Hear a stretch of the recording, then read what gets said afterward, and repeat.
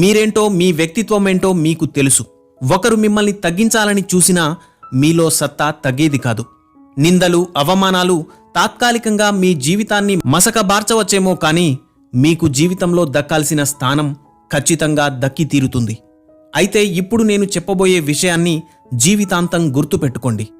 ఒకసారి ఒక పెద్ద హాల్లో చాలామంది కూర్చొని ఉన్నారు. ప్రపంచంలో గొప్ప పేరు సంపాదించిన వ్యక్తి అక్కడికి వచ్చి జీవిత పాఠాన్ని బోధించబోతున్నాడు.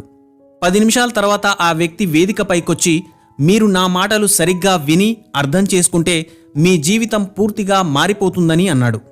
అందరూ ఆసక్తిగా అతన్ని గమనిస్తున్నారు.